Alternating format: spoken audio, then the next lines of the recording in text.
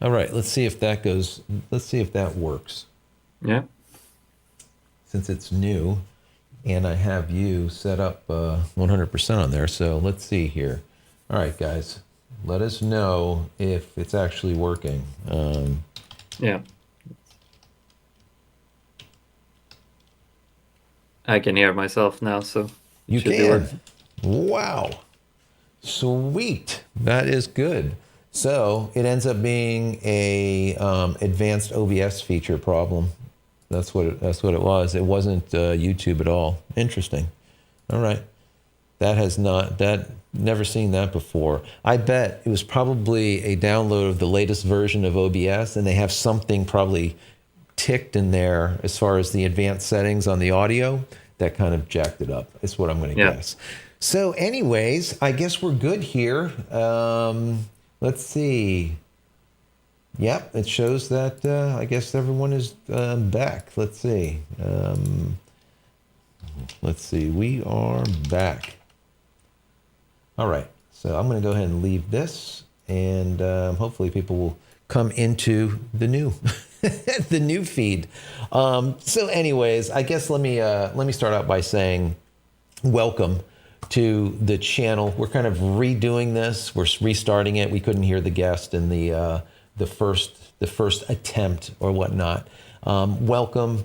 Thank you for being here. It is Friday, TGIF to everyone. We are having our cup of tea. Hopefully you're joining me with your cup of tea, a cup of coffee, or whatever else that you might have. Depends on where you're located. Our guest is a really great guy out of Sweden. Andres is his name, and he is a software developer and a, let's say, photography connoisseur as well as photographer. He has a ton of cameras. We talked to him for a while before, and I just want to welcome you, obviously, to the live feed. Thank you so much for being here. Really appreciate it. And just tell everybody one more time who you are, what you do. Yeah. Thank you. Yeah, I'm a software developer. I do a little bit of everything that involves eye tracking, both firmware and algorithms. And on the side, like photography is my big passion. I shoot mostly portraits, both using film and digital. Nice, nice, nice. So, guys, having the feed now working, if you have any questions for myself or Andres during this live feed, put them in the chat window and we will get to every single one of them, most likely. If for some reason you're watching this after the fact, just put those questions in the comment area and one of us will answer whatever question that you have. So we're basically going to just chat about the week in review, I guess. All of the photo stuff, tech stuff, video stuff that happened over the week, and just kind of chat a little bit for probably maybe a half an hour, maybe an hour, something like that. If any of you guys want to get on the channel and hang out with us, I'm going to do something probably to break everything in about 15 minutes once we get some more people on this live broadcast. I'm going to do something that I have not done before, and I'm going to try, I guess, attempting to see if it works. And that's put together a green room where you guys can go in and hang out, and then I can most likely, I'm hoping, get you actually on the show, which would be kind of cool. This will be a test. We're right now testing Starlink. The Starlink thing from Elon Musk, it's one of those things that's kind of hit or miss. We have it now and it works really well, but it does have some outages. The last time there was a few outages, there was some downtime. So if you experience any outages while we're live, let me know. I want to know about it. And then what I'm going to do is I'm going to get on my phone and see when those outages occurred, because I've been going back and forth with their SpaceX team over there about the different outages and why they're happening and whatnot. A lot of it has to do with the number of satellites that are currently orbiting the Earth. And as they have more launched up there, like they just launched another 50 or 60, I think, a couple of days ago. As more and more are launched, they're going to be more and more, let's say, or better and better coverage, okay, and less downtime. So anyways, one of the things that I wanted to get into today is I did a piece on a new sensor that was coming out. And it was from a company called Gigapixels. And I know Gigapixel is one of these companies that a lot of people don't know about. They are a Japanese company in comparison to Tower Jazz, who is they're a Chinese company. Tower Jazz is a Japanese company. So some people don't know about G-Pixel, but they are I guess a major player at this point. And some of the things, I know you watched that video that I did, you were interested in. And one of the things was obviously this full frame sensor is going to be able to do 8K 120 frames per second or 4K 240 frames per second. So this is really big, especially when it comes to camera companies like Nikon or Fujifilm or Panasonic or anyone that's buying sensors from Sony to have another source to be able to get their sensors. So what did you think about this whole thing with this new sensor that is coming out? I mean, I think it's really cool with these sensors that are coming up with either global shutters or near global shutters. Yeah, I feel a bit sad that it's because I was hoping for a consumer grade Micro Four Thirds camera to be first on this, but I right. think Sony is gonna push out the full frame before that. So I don't think I was hoping Yeah, for something from Olympus or Panasonic, but I start believing it's not gonna happen. yeah.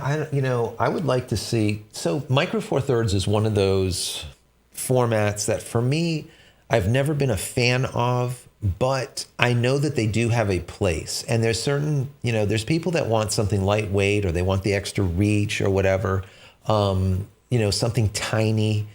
Um, but for me, now that we see APS-C literally at the same price Yeah, as Micro Four Thirds, it makes me wonder, like, is Micro Four Thirds one of those formats that are going to stay around, or is it just going to be eaten up by APS-C? And then, the people that are using APS-C will move into full frame because full frame is getting so cheap now. And then some of the professionals that are in full frame now, maybe they'll move into medium format. So this was the kind of my thought for quite some time. I absolutely love medium format. So I wouldn't mind that happening, but it's always been so difficult to get into medium format because it was so expensive until Fujifilm came out, obviously, with their GFX line, which was quite helpful. And, yeah. for $2,000-3,000 for a medium format camera, that's kind of amazing, right? Yeah, I mean, it's not too many years ago that if you found a secondhand Hasselblad for $3,000, you found a bargain. Right. So, I mean, that No, development has absolutely. gone quite fast. Yeah, no, it's true. It's true. Obviously, with medium format, you're not going to see people doing sports action, that type of stuff. It's just not going to happen. Wildlife. There's a place, I think, for everything. And that's why I think there is a place for Micro Four Thirds, but I think that place is starting to get smaller and smaller as the APS-C sensor cameras become smaller and smaller, and the price is literally on par. I know when Olympus came out with their last camera, and I call it the last hurrah, when it was a $3,000 Micro Four Thirds, and I said in a piece that I did, I'm like, this is the nail in the coffin. There's no way they're going to be out of business. And literally, it wasn't no more than maybe 2-3 months after I did that video, they were gone. They were bought out by OMD, or actually the other company, but they created the new company called OMD. So I hope that, like you're saying with Micro Four Thirds, maybe OMD will come out with a brand new Micro Four Thirds that is a great camera that will keep them, let's say, afloat. But I don't know. I think they're going to really have to do something fantastic. Yeah, If not, they're not going to be around. the competition will be quite harsh since, I mean, a full frame Sony can do the same type of video without overheating. So Exactly. what are they going to bring to get people Exactly. to buy those cameras? I don't know. Yeah. What do they bring to the table when you can, when you can get, something that's going to do as good, if not better, on a full frame? See, so I'm a DP, a director of photography. I do a lot of video production. I shoot episodic TV programming and this type of thing. And one of the guys that I dealt with for many years their company was using a lot of, I think they were GH5Ss, and they were shooting 30-second, 45-second ad spots. And they used to tell me all the time, Joe, this thing is just, it's so good at what it does, but what it doesn't do just makes me want to move to something else. And finally, when Panasonic came out with their, just as an example, Panasonic came out with their S1 and S5, the S1H, they moved from the GH, from the micro four thirds over to the full frame, and they're extremely happy about it. Obviously, autofocus is still abysmal with Panasonic because they're only doing contrast detect instead of doing phase detect and contrast detect. But still, in episodic type of TV or any type of TV, you're pulling focus anyways. You have a focus pull, you're pulling it, you're setting it, and that's it. That's just the way it is. You're not running and gunning. Have to worry about really good autofocus. That being said, though, some of the companies moved into the Canon C series line. And now you get the best of both worlds. You have a camera that's going to be specifically made for video, but it also has that active cooling so it never overheats. So the C100, 200, 300, 500, the C700s, 700s are at like $35,000. So maybe a lot of people aren't going to be wanting those. But still, all those cameras have active cooling in them, like you were saying, that, cooling is always an issue, right? So I mean, I guess it just depends on what you're doing with it, which way you go. For me, micro four thirds they're going to have a hard time of it over the next couple of years unless something just changes dramatically. And I think the reason is because the cost of full frame, how low full frame is going now. Yeah, and I'm a big fan of micro four thirds. I have two micro four thirds cameras on my desk right now, but Yeah. I still think it's going to be tough for them. Yeah, I mean, I agree. That I don't know. So I was looking at this sensor that was coming out from G-Pixel, and the reason why I thought that it was a really big deal is because companies like Nikon that are designing their own sensors, but then having them outsourced to Sony to build, or Tower Jazz to build, I think that it's a problem. I think it's problematic. I don't think that any camera manufacturer should rely on a competing camera manufacturer to make money. Because like I said, at any time, Sony could pull out and say, listen, we're not going to give you the sensor for that specific camera because we don't have it or whatever the reason is. And now they're kind of stuck. And now they have, like Tower Jazz and that's it to create their sensor or to, produce sensors for them. I wish Nikon would do, or if you're overseas, Nikon would do what, Canon does and create their own sensors. I think it would just be a better way of doing it. But seeing that G-Pixel is now in the game, some people don't know this, but G-Pixel was only doing industrial type of sensors, high speed, global shutter, 2,000, 3,000 frames per second, global shutter type of sensors forever. And this is their first stab, 49 megapixel, 8K, 120 frames per second, 4K, 240 frames per second, backside illuminated, sensor. This is the first stab at it, and what a stab it is. So we'll see what ends up happening. I think it's exciting, one way or another. Hey, I see. So in the chat, we have Stuart Wood. How are you doing, my friend? Darwin, of course, photography. How are you doing? Once again, anyone have any questions, put them in the chat window and we will definitely get to them. Today, once again, we're just talking about the kind of a weekend review, just talking about what has gone on in photo, video, and tech. And we're right now highlighting G-Pixel. And matter of fact, I'm going to bring up their website while we're just chatting here, because this, I think, is, when I saw this, I'm like, wow, this is kind of amazing considering, this is a smaller company. And when I talk to people about this, Andres, people don't even know like what this company is. And I think a lot of it has to do with it is a a Chinese company in comparison to a Japanese company. Yeah, it could be. I mean, there are, for me that work within image processing, it's like a lot of these companies are more well known. but to people Right. with photography, it maybe you don't see it as much.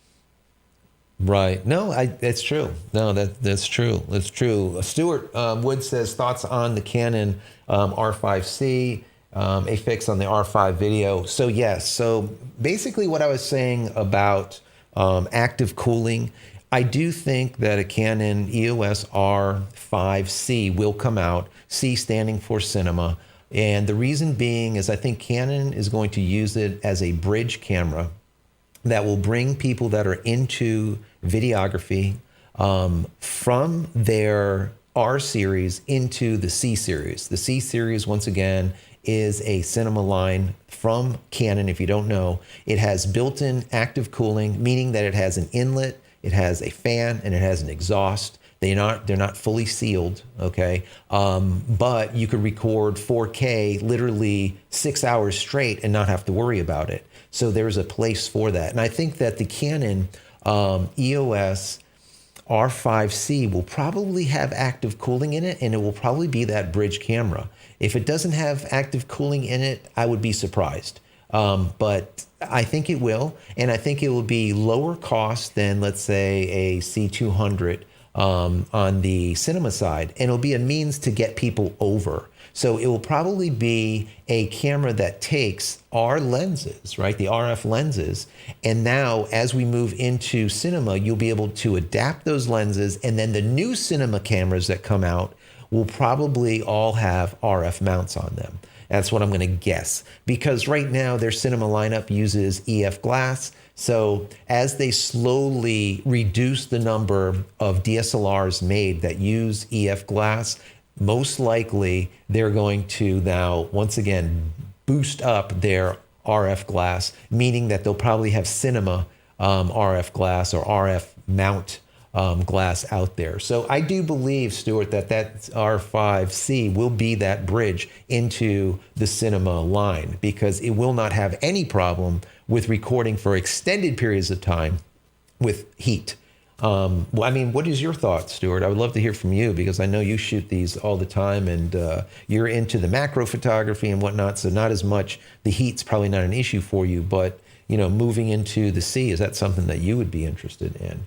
So, Andres, what do you think about I mean, I know that you shoot a Canon EOS M as well as the Canon EOS M50. What do you think about those? Do you like those cameras? I mean, those are, for me, some of the cameras that Canon literally made it to the #1 position on mirrorless camera sales for countless years because of those, because of the M series. Do you think it's going to go away, or do you think they're going to keep it? I think, I mean, I think probably they're gonna put out some APS-C R mount camera Right. that will, I mean, everything within the M mount, like the lenses, everything is great. I haven't tried anything within like the M mount that is bad. So I really like those cameras, and I like the Yeah. mount, but I kind of see it going away.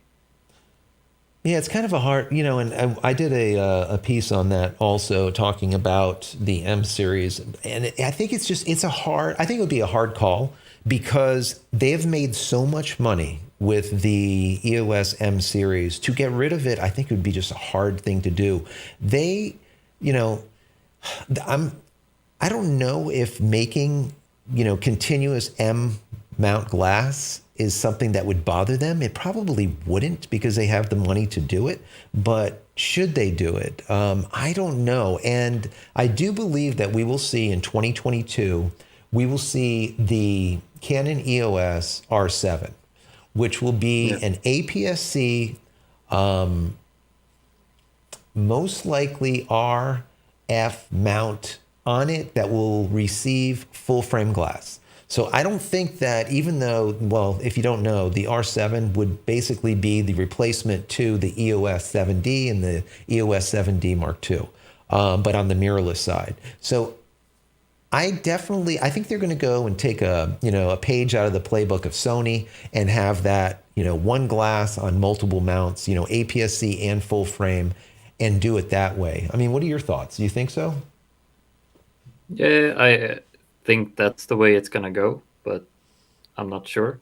But at the same time, if an R7 comes out that is APS-C and R mount, I'm probably getting that one. Because right now for wildlife, I'm using a 5D Mark II. It's getting really old, but I haven't found anything Right, good to replace it with. So right. Yeah, Stuart says, yeah, if the budget is there, it's not going to be cheap for sure because it will be that bridge in between an R5 and a C series. So, it's gonna be a little bit costly. And we're talking about the Canon EOS the R5C there. But yeah, like you said with the M series, I just, I mean, you love it. A lot of people that use it absolutely love the camera. yeah, There's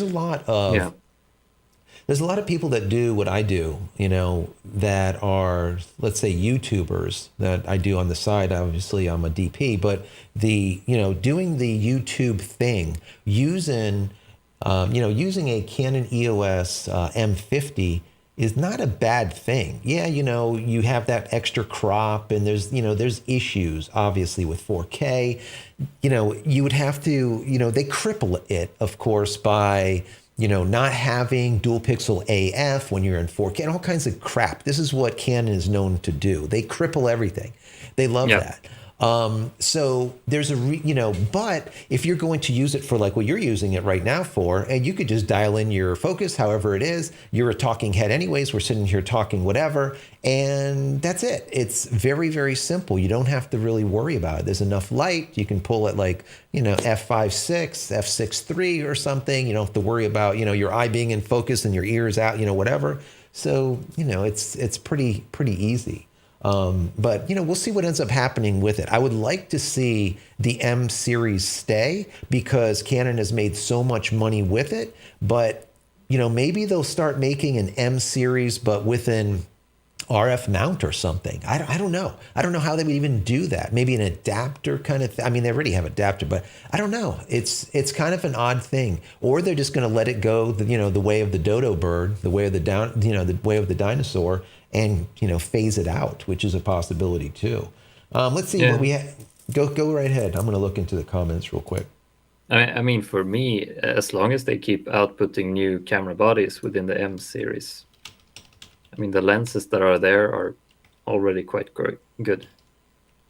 Yeah, no, I agree. I agree. Most people, and I don't have. I currently do not have an M series camera, but I mean, if someone threw it in my lap, I would definitely use it for sure. I Yeah, just and want I to say, mean, go ahead. you can mount any EF lens on it and Exactly. do, yeah. So you Exactly. have lens options for sure. Just want to say hello to everybody. I see Kevin just came into the chat. We have Trevor Kern on there talking. Let's see. Kevin says Canon one mount, higher resolution sensor with a crop mode for wildlife and sports. That would work, absolutely. Yeah, And you would throw it into crop mode and you would take your full frame, squash it down to APS-C, grab that extra distance, the exact same lens that you're using for full frame. That's definitely a possibility. I think it would be a smart way that they can do it without having to, make multiple lenses, multiple, let's say, lineups of lenses. I think that would be really smart. I agree with you 100%, Kevin. Let's see. Trevor says the M series camera are definitely popular with the creator community. Absolutely. Creator community have been using the M series for quite some time. They've always hated that it is crippled, but they know that, for the price to get 4K and be able to get a clean 4K, if you know what you're doing with it, is exceptional. So I know some creators that literally have like 2 or 3 or 4 of the Canon EOS M50s and, wrapping around a space that are just sitting there hardwired everywhere. And then they can just use a deck of some kind to just switch between the different shots. Talking about decks, I want to just tell you guys, forever. I know I did a video on this and a lot of people ask me, what do I use for doing the switching and whatnot when we're talking and such. Before I was using an iPad, this one right here. And I had Touch Portal on here, which worked really quite well. But during the holidays, I ended up getting a Stream Deck. So I don't want to pick it up here as I'll pull the cord out. But anyways, the Stream Deck is what I'm using now for doing all of the live switching. And I absolutely love this thing. The Touch Portal in the software works really well, but sometimes it would just lose sync, and then you couldn't, you're pushing it, it wouldn't work. Whereas with the Stream Deck, I just push something and it just simply works. It's just amazing. So anyways, I know anyone that was asking me from the past about this whole Touch Portal thing, I still love it, but I'm not using it anymore because this Stream Deck is just too good. That's the bottom line. Let me see here. Who else do we have? How you doing? Let's see. Hello. Let's see. I've got a chance to test a Z9. Let's see. Nice. Could always use that. That's always good. The Z9, the Nikon Z9, I think is. I want your thoughts on this too. The Nikon Z9, I think, is that camera that was the equivalent to what I called the Nikon, what was it, the 850. When the 850 came out, I said, this camera is either going to make it or break it. It's going to just tank Nikon, or it's just going to blow up. They cannot have another, product that has just recall after recall after recall. And they literally hit the 850 out of the park, and it was like the biggest selling camera that they ever put out. It was just massive. And I think the same thing is going to happen here with this Z9. I think that they're hitting on all cylinders, and that's going to help Nikon a lot. And I'm hoping that they can really kind of get back up there. So it's like Canon and Nikon running neck and neck in comparison to Sony. Now, I use everything. I mean, I'm shooting on a Sony right now. I have Canon. When we're doing episodic TV programming, we're using EVA 1s, which are Panasonic. So I don't care what the camera is, but I really would like to see Nikon come back up there because they've been in the doldrums for so long. I think the Z9 could be that camera that gets them out of this, the doldrums, let's say, but they need to be able to manufacture them. Just because people want them doesn't mean crap if they can't buy them. If they can't buy them, Nikon doesn't make money, and it's still end game. You need to make money. So let's hope the Z9 is that, and I think it will be. They just need to put the product out there, and this chip shortage is definitely not helping. So let me see, who else do we have in here? We have Dolphin. Let's see, what gives better results? Using a camera crop at 1.6 or using full frame crop? Well, so that's a really, really good question. I mean, we know that the Canon is a 1.6. I would gonna guess that I think that it'd probably be on par equal. I don't think it really would matter, honestly. If you do an internal crop and you're using the center of the, let's say the center of the lens and the center of the sensor. The only thing that I like about using the center of a lens comparison to having a lens specifically for APS-C, for example, is normally you get like a lessening of the fidelity, let's call it, on the ends or the outer periphery of a lens. Whereas when you're actually cutting into the lens, doing it internally and taking only the inside portion of that lens, you're getting the best of that lens. So I kind of like it that way. So I don't know. That's my thoughts on it. What are your thoughts? What do you think? What have you seen, Andres, on that? Yeah, at the same time, when you're using an APS-C lens, you get the weight down. So True. I mean, yeah, it should be about the same, I think, as long as Probably. you're shooting RAW. I don't know if you can do something in JPEG processing to improve the crop mode, but I don't think Yeah, I'm so. not sure. I'm really not sure.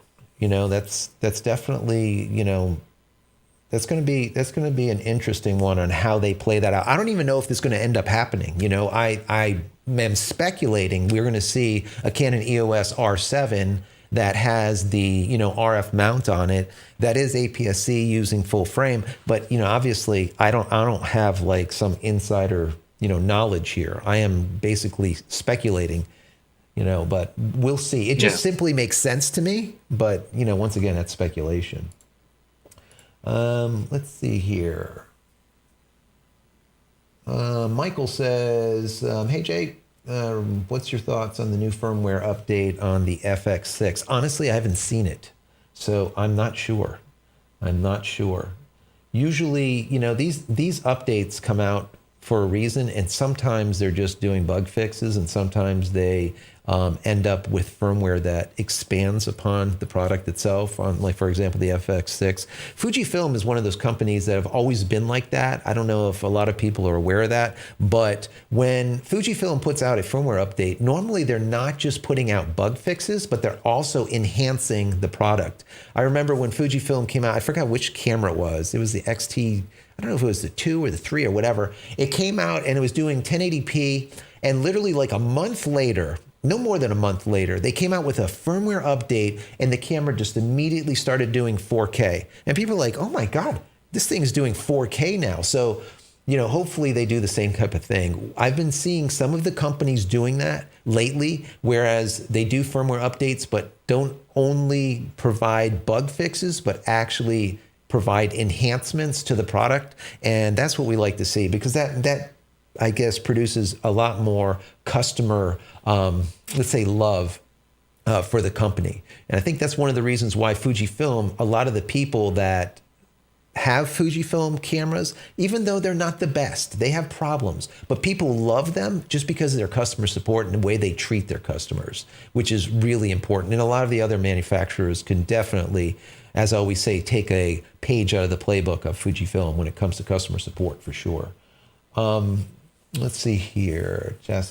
He says in February they're going to release an 8K 60 FPS and RAW firmware. Really? That's interesting. That's major. Obviously, you're talking about 60 frames per second, but still 8K. That's still a lot. Let's see. Oh, Kevin says that was the XT2. I guess we're talking about which camera went from 1080p to 4K literally in a month. It's just crazy. Yeah. So that's amazing. That's really amazing. Let's see what else we have in here. Do you think Nikon should release 60/80 camera next to the Mini Z9? So, that's really. I think Nikon or Nikon, they really need to keep focused right now, in my personal opinion. I think they've just had such a hard time of it for the last couple of years, where Sony has been just eating their lunch. I think they need to focus, and they need to be able to put out product. So the Z9, I think, is definitely something that they're going to be able to make a good chunk of money, but they just need to put it out. So doing other stuff and, moving into different areas in R&D, it's really, for me, I think it's going to be hard for them. Remember, Nikon moved all of their facilities overseas, let's call it, right, off the island. So all of their everything is done, nothing's done, I should say, in Japan anymore. So I think there's always that I think it's difficult when you're not sitting there, line of sight, and be able to deal with what's going on in comparison, having a plant right there or boots on the ground with your factory with you. I think that took a toll a little bit on Nikon, because a lot of their customers just felt, betrayed.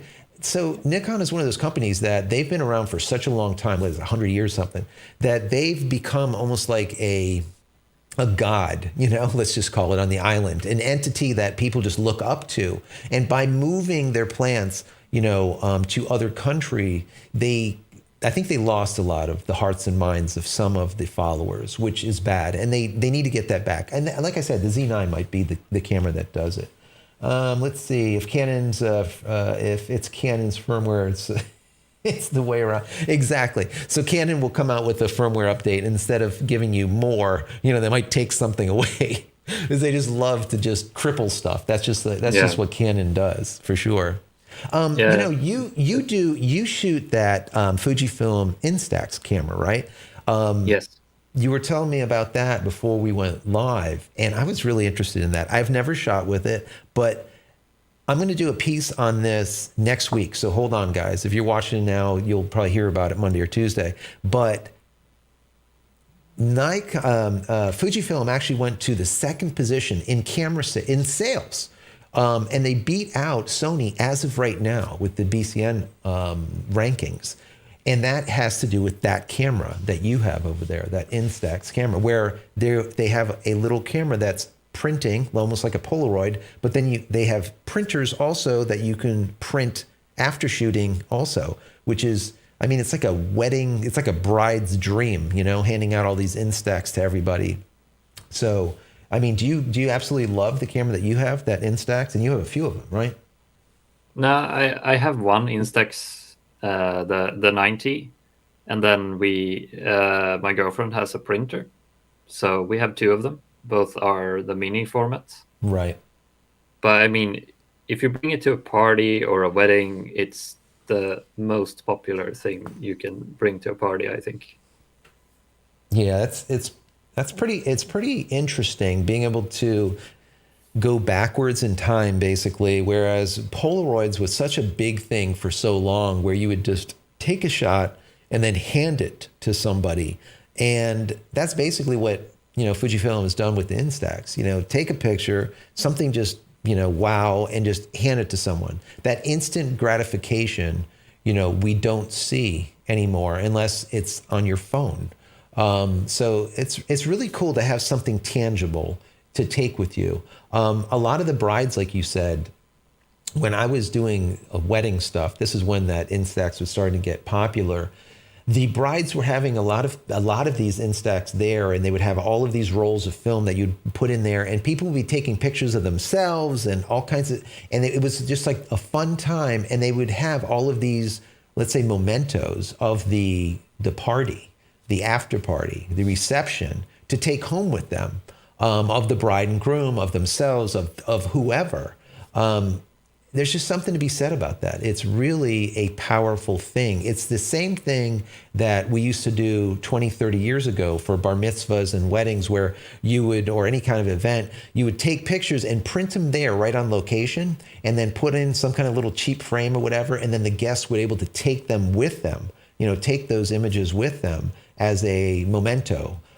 This is the same kind of thing, but now it's getting, you know, it's like killing two birds with one stone. The people are getting those to take with them, but then the card actually has the image still on it, and you can print more of those pictures after the fact, which is cool, you know?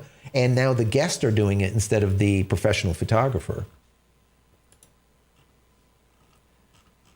Let's see here. Let's see. Trevor Current says, the chip shortage is definitely an issue now. Apple is delaying in shipping of their new Macs. Absolutely, you know, and he's looking for the ZV-E10, and it's hard to find. I mean, I'm right now using the Sony ZV-1, and you know, this camera, I ended up getting it for a steal for like $400 and some dollars, $500, brand new. Now you can't even get it for $700. They're just like nowhere to be found. I love this camera. This thing just works out great. It's tiny. It's a point and shoot. I mean, I have tens of thousands of dollars of gear, and I use this. Why? Just because it damn works. That's it. Sometimes you just need stuff that just simply works. So yeah, Trevor, I don't know when you're going to be seeing the ZV-E10s. You're going to end up having to put in an order and then just wait, because this chip shortage is just, it's nuts. That's why a lot of these camera manufacturers are not able to come out, you know, and put out those cameras. Let's see. Stephanie says, do you know if the dual or quad pixel from Canon degrade the image? That's a good question. So right now we have Canon with dual pixel AF, right? If you don't know what that is, it's basically marrying contrast detect with phase detect. You're using a pixel, you're cutting it up into four. Anyways, not to get into it. Basically, you end up with really good tracking, really good autofocus. Well, Canon is right now, have been working on for the last 2 years or so, 3 years, 2.5 years, whatever, quad pixel. So you're going to end up with even more, let's say, areas to be able to get that phase, to be able to get autofocus right. And the question is, does that degrade the photo? Like, let's say, the integrity or the clarity or whatnot? And kind of it does. And the reason being is the way it works is you take like a pixel, and instead of just using it for the pixel data, you're cutting it up and you're using it for multiple things. So whenever you do that, you do lose some fidelity.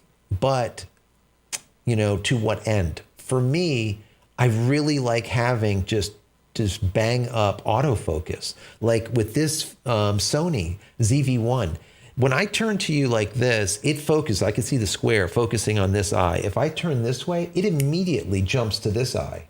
It just gets it. It not only focuses on the eye, but it understands the distance between this eye and the sensor, and if I turn this eye in the sensor. You see what I'm saying? So that to me is really important. So I would remove some, let's say, image fidelity just to be able to get that quad pixel AF, in my personal opinion. And I don't think that we're going to see quad pixel AF until we see the brand new R1 come out. And that will be the replacement of the Canon EOS 1D, but in a mirrorless side. So we'll probably see quad pixel then, and that quad pixel will now be able to use a lot more sensor size. It's probably going to give us I want to say anywhere from 45 to 60 megapixels for that Canon EOS R1. So that's probably the first place that we'll see quad pixel, but we will see. We'll see what ends up happening with it. Let's see. Kevin says, curious if Fujifilm will be able to maintain their market position, or was it the result of the holiday bump? Well, Instax is definitely what is giving Fujifilm the bump. All right, for sure. It's a no-brainer. Holidays is probably really massive for those cameras, but what Andres was telling me here before the show, and I think and that was that he can't even find the film, right? It's very difficult to find, correct? Yeah, I mean, you can order the film online, of course, in big bulks, but if you're going to a photo store that has should have the film, it's usually sold out. It's crazy. It's crazy. So, we're going back into shortage, issues. So, I think that as long as Fujifilm could keep producing the Polaroid, I call it Polaroid, but let's call it the instant film, those little cards, the little sheets, as long as they can produce those in enough quantity, I think they're going to be golden. Because while all other manufacturers, Kevin, are fighting over chips, Fujifilm is not going to have to fight over chips. They're fighting over nothing, a paper, Now, is there shortage on the chemicals for the paper? Is there shortage on the paper? Is there shortage? I really don't know. I know right now here in the US, we are currently having shortages on paper. So like when I make my focus pyramid, autofocus lens calibration tool, or the PRT, the photo reference tool, or any of my Aurora Camera Care, the sensor cleaning products that I put out, obviously I need thick paper for inserts or for the product itself or for whatever, and you can't get it. I mean, like heavyweight, 330 GSM, or if some of you guys know, cover of like 130 pound cover, it's just nowhere to be found. So it's a problem. So, is Fuji going to have that problem too? I don't know. But if they don't, well, they're going to be ahead of all of the companies, because now they're just printing, they're just putting together film. So as long as they have the chemicals and they have the paper, they're golden. They don't have to worry about chips. So, that might actually increase their lead a little bit going forward instead of decreasing it now that the holidays are over. Let's see. Cinema. Yeah, absolutely. Real Nikon Lover says, sacrifice the megapixel count for higher quality AF lock and absolutely, in locking in and staying in focus. A zillion shots in high resolution means squad if they're not focused. I can't agree with you more. I cannot agree with you more. You could take and just an ass load of photos and you end up with a whole bunch of crap. Well, it doesn't really make a difference when it's all out of focus. That was one of, that's the problem that we always had with Panasonic, whereas it didn't have really good autofocus. So you would do all of this stuff and then you later on go into post-production, you're like, oh my God, that was blurry, So yes, I think that goes back to what we were talking about earlier, Andres, about the wedding photographers and how, wedding photographers of yesterday that was shooting on film, they would take 200, 300, 400 shots and that's what you would get. You would put it in your album and, call it a day. Now the wedding photographers got, 2,000, 3,000 photos and they're all literally snapshots. They're all crap, but that's what you get because, it's free, so to speak. You just take it, download it all onto a little, pen drive and throw it to the bride and call it a day. And that's what a lot of the people are doing. So yeah, I would rather have one tack sharp, beautiful, well put together image that was thoughtful over 100 blurry, messed up, horrible shots with sticks coming out of people's, poles coming out of the back of people's heads. Because people don't understand that the background is more important than foreground. But anyways, I agree with you 100% on that.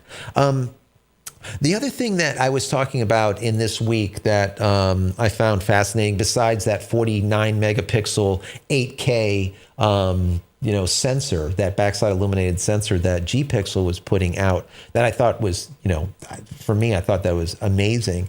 The other story that I covered was how this writer had an article that he put together, I think it was on Petapixel, and it was something like, why real photographers need to buy, new equipment all the time. Why do they need to buy new equipment? And he was trying to make a point of buying new equipment just, makes you more creative. And of course, my video was a contrarian to that because I don't think that to be the case. You're only as creative as you are creative. And buying new equipment, it might give you a little boost, let's say, in getting you out there to go and take shots. But that little adrenaline rush goes away really quickly as the shine kind of wears off on the cameras. I mean, what are your thoughts on that? The whole idea of, why real photographers need to keep buying new gear, to remain creative. Do you believe in that? Or what are your thoughts? No, I can't say I believe in that. And for me, if I buy new camera gear these days, it's because it's something I need, and I put it on a shelf for a month or two, and until I actually need it. Right. And I believe more in restricting yourself, slowing down. Yeah, maybe shooting film like we were discussing, just slow down or do something different. Absolutely. My fine art work is always done with film cameras because I like the grain and I like the way it looks. They're not tack sharp, but it's really about the subject matter and it's about that look that you get from lo-fi in comparison to hi-fi, low fidelity comparison to high fidelity, and moving to, a film camera to get your creativity back, I think is just spot on. I think that is a wonderful way of doing it because, so many people are just taking so many pictures on and on and on, then going into post-production. I venture to say current photographers today, new photographers, let's say, not photographers that started out back in film days, but current photographers probably spend 80% of their time in post-production behind a computer and 20% actually taking pictures. And I think that's a sad thing. I mean, my personal opinion, I think that's a sad thing. So, maybe things will change a little bit and, people will kind of slow down, like you said, and maybe just use, film.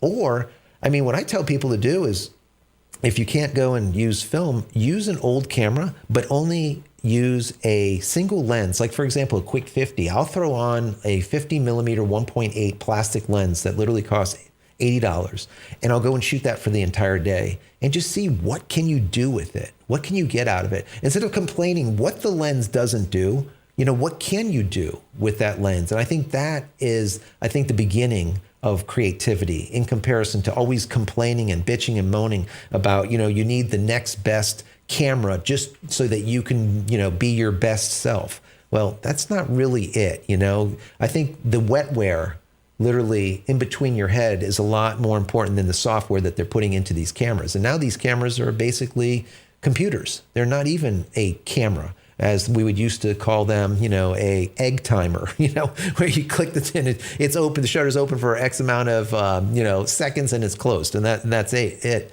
You know, now they are virtual reality, augmented reality devices where what you're looking through the EVF in comparison to an OVF, that EVF is already augmented. It already has the shutter speed involved in it, any kind of profiles, any kind of, you know, whatever. It's all there. So what you see is what you get. I think it makes it very difficult for people to not take snapshots today. I think it's very difficult, but that's my thought. Let's see. Gon's Photography and Music Channel. Hit the nail on the head. Slowing down is the secret. I agree. I agree. And I think if a lot of people would just get that and just figure out that they just need to slow down and think about what they're doing. People need to, in my personal opinion, if they're going to spend, you know, $1,000, $2,000, $3,000 in a new camera, spend $200 on a, you know, photo course or a video course. You're going to do yourself a hell of a lot better than just getting an expensive camera that you don't know what to do with it anyways, number one. And half the features on that camera you will never, ever use, nor know what they even do. So, you know, take a little course, you know, learn something I think is important. Let's see. Yeah, and as I saw posted just now in the chat, like the 5D Classic and a 50mm, that's very often what I go back to.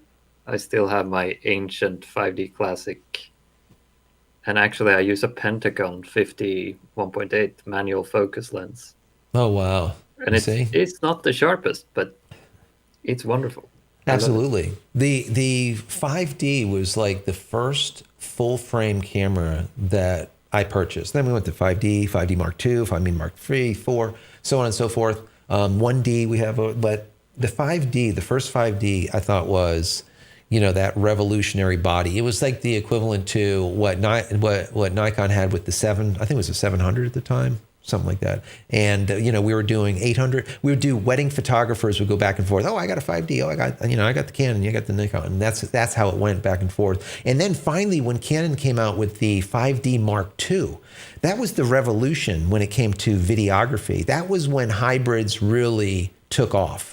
That's when people were starting to use a Canon, you know, EOS 5D Mark II to be able to shoot cinematography, to shoot, you know, 1080p, you know, HD video. And there was actually some episodic TV programs, like I think House and I think ER and a few other ones that actually used that camera to film like entire episodes, which was nuts, considering they were all using, you know, Reds and Aris and all kinds of high-end video equipment, you know. They were using cameras that cost them $1,500. Nuts, definitely crazy. Let's see here. Current photographers will likely, before I detect autofocus photography. Yeah, absolutely. Let's see. I remember the 35 photo. Yeah, you about press button. Absolutely. You know, a lot of the folks, you know, that have been doing this for quite some time, they remember the time where you would actually look through an OVF and you would have to guess of what you're going to get, right? You didn't have a screen on the back to chimp on and say, oh, yeah, I got it. It was dead on. You would look through it. You would check all your settings. You're like, yeah, that should be right. And you would take the picture. You know, a lot of the folks today don't remember doing that. And I think, like, you know, like we're saying, going back to that, I think it will be helpful, even if folks are doing digital photography today, just figuring out, you know, maybe even putting a piece of, you know, tape over the back screen and not looking at it, and then going out there and taking photos and not always chimping on the back and seeing if you got it right, and throw that thing on, you know, manual mode instead of P for professional, and maybe you'll be able to learn something. So that is definitely something you can do. Let me see. I still love the Canon, the 5D Mark II, Stefan says. Color Science also. Yeah, Magic Lantern. I'm glad you brought that up. Magic Lantern is a firmware, let's say, update that you can use on some of the older cameras and breathe new life into them. You can take an old camera, throw on magic lantern. All of a sudden now you can get, higher resolution. You can, let's say, get clean HDMI out. There's a lot of things that you can do, but Magic Lantern only works on certain cameras. So you got to know if the camera that you have would be supported by Magic Lantern. But yeah, it's a simple thing. You just load in the Magic Lantern firmware, boom, and now all of a sudden you have all this extra functionality. Great. I'm glad you brought that up. That's fantastic. Having too much gear can easily be overwhelming, leaving you less creative at times. Yeah, I agree with that 100%. You have, like you said, you have a ton of cameras over there. I have lenses galore. And sometimes it's like, well, what am I going to shoot? What am I going to bring with me? And a lot of, many times I'll go to my, 24 to 70 and I'll use that for literally everything just because it just works. So yeah, just kind of narrowing things down instead of everything. Let's see. Trevor says, I used the 5D Mark II at the day job years ago, and it completely changed how we did our production or product photography. We were able to bring the product in. And that's it. Bringing production back into house is a big thing. Bringing, and I think that there's something to be said about getting a camera that you need for business. And, but what happens a lot of times is the people on the channel are amateurs and they're asking me for advice on what they should buy. And it's very hard for me to advise them to buy, a brand new camera, like a Canon EOS R5 or a brand new, Nikon, Z9 or something. It's hard because you're looking at, $5,000, $4,000. You're talking about a lot of money. And the question is do you have the skill to be able to put to use that? And if you bought a $1,500, equivalent, let's say, or close thereof, will you be able to produce similar images? So unless you are a production house that you need a specific camera to do a specific thing, I would say, use used gear. The used gear market right now, used photo gear is big. There's a lot of product out there right now, and the price is only going up on used gear because people can't buy new gear these days. So, I would say look at some of the used stuff and, instead of going towards always the newest and latest and greatest, I think that if there is a feature in a camera that you absolutely need for your job to either A, make you more money, or B, save you time, because time is money, right? Buy it. If it doesn't do either one of those two things, don't. That's my personal opinion. Make a shirt of it. I don't know. That's it. I think it's very, very simple, straightforward. Let's see. Real Nikon Lover says, you will stay thinner shooting with a 50 millimeter prime. Yeah, because it doesn't have a zoom, so you're using your feet for the zoom. I love it. That's absolutely the case. Expanding your feet and zoom. Of course, taking Dark Moon T's breaks. Yes. Matter of fact, today we have focus for the Dark Moon T's. Really, really good. Really good. Always like it. Hope you guys are joining with your cup of tea. Let's see. Dovian Wolfian Photo says all right, so let me see here. This went off. Hold on. Right before watching the EF learn. Absolutely. So basically what he's saying is, the OVF compared to EVF, if you don't know the difference, the EVF is electronic viewfinder, whereas the OVF, you're actually looking out of the lens. You see what the lens is seeing, whereas the EVF, you're not really seeing what is out the lens. You're seeing what's out the lens, and then you're seeing all of the processing happening. So I always call the EVF an augmented reality viewfinder, okay? Because it is now interpolating what it sees and then throwing on all of the LUTs and the sharpness changes and whatever. Everything is on there. So it's basically WYSIWYG, right? What you see is what you get when you use an EVF. Whereas an OVF, it's not like that. You actually need to know kind of what you're doing, or you have to chimp on the back after the fact. Manual focus pulling, absolutely. That is an art. Not too many people pull focus manually anymore. It's not an easy thing to do. But like product photography or anything like that, a manual focus lens is the way to go. You'll get sharp, like a prime, a manual focus prime. You're going to get the sharpest, bleeding sharp photos, and you'll be able to get it exactly. You don't have to worry about autofocus either. And they're cheaper. Glass, Zeiss, Zeiss guys. Let's see. I also found shooting with intent of printing helps your work to stop with the pixel peeping. Absolutely, absolutely.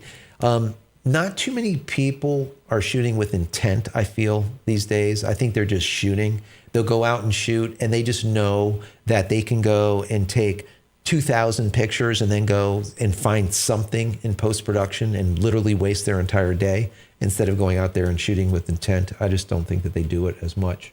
Let me see here. Is there anything else that's popping up for you over there that you want to discuss?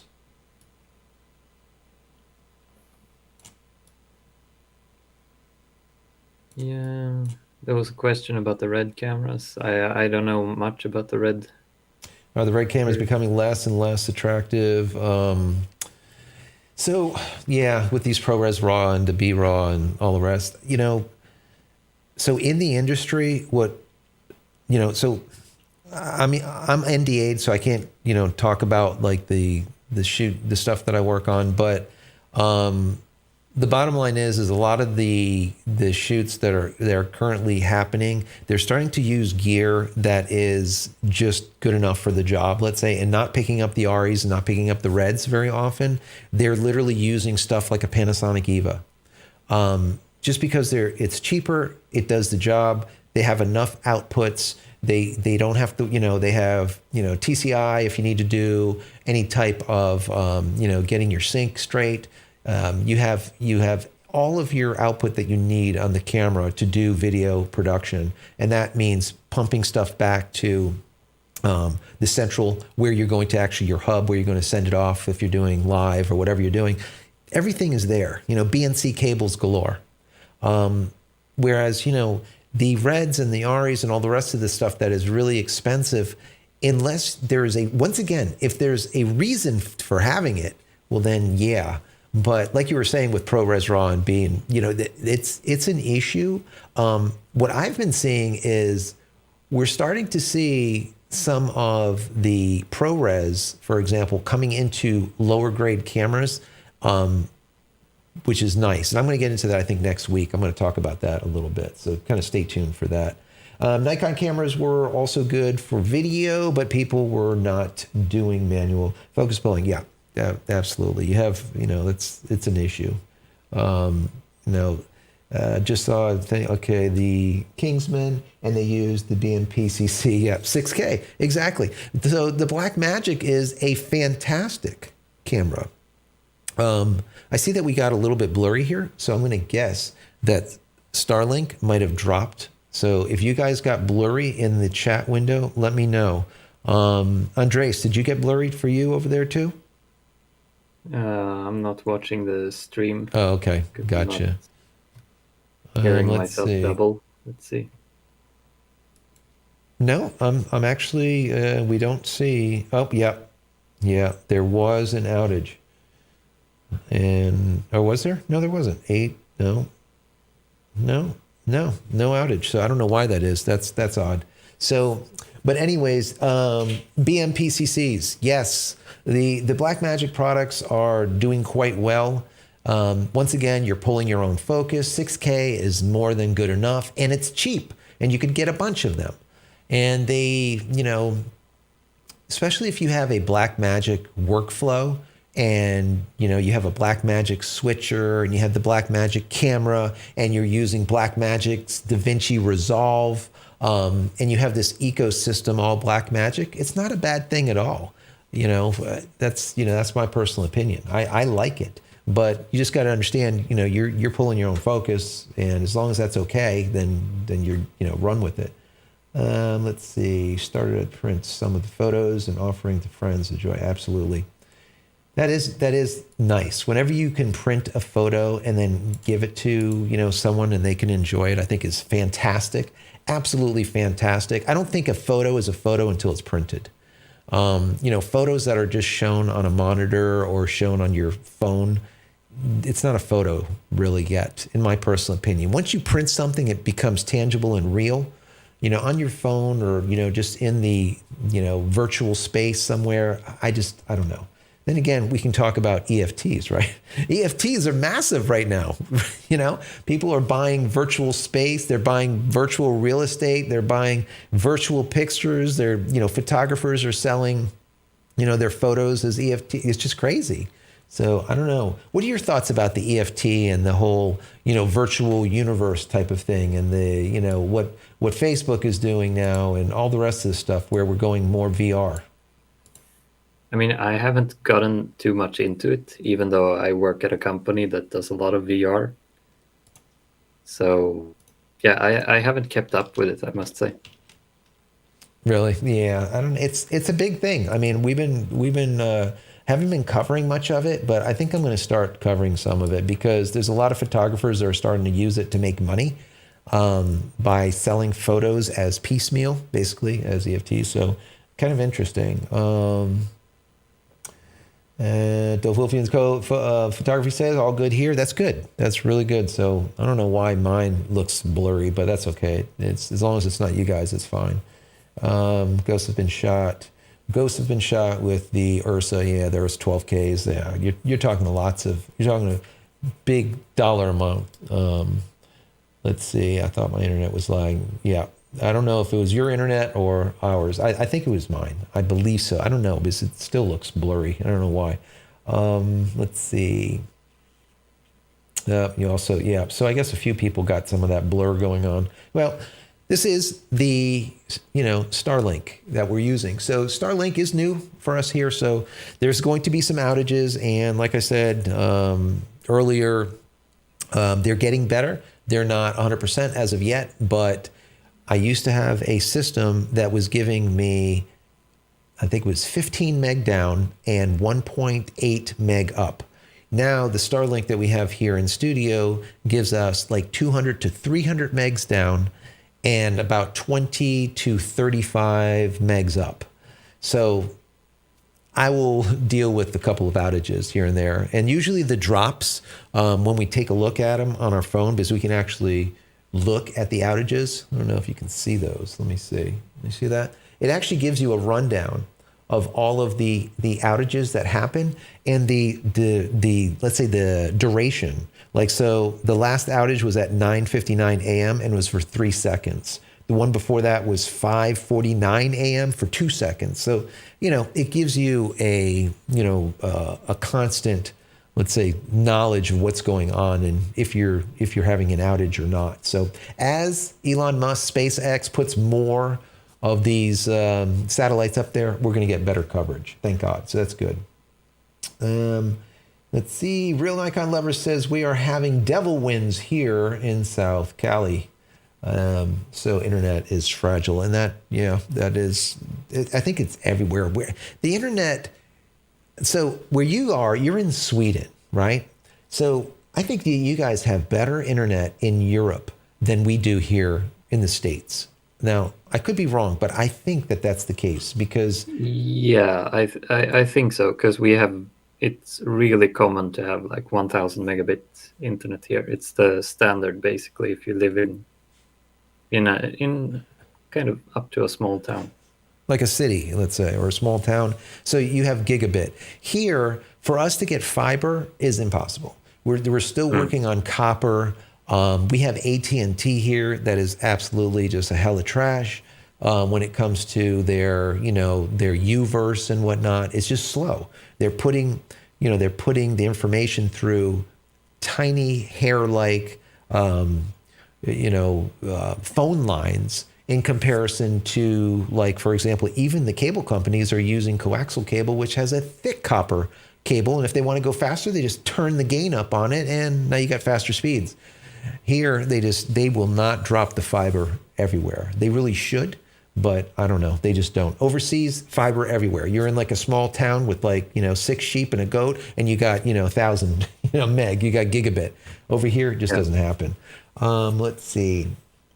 Do you think that you should buy gear now before the shortage increases prices?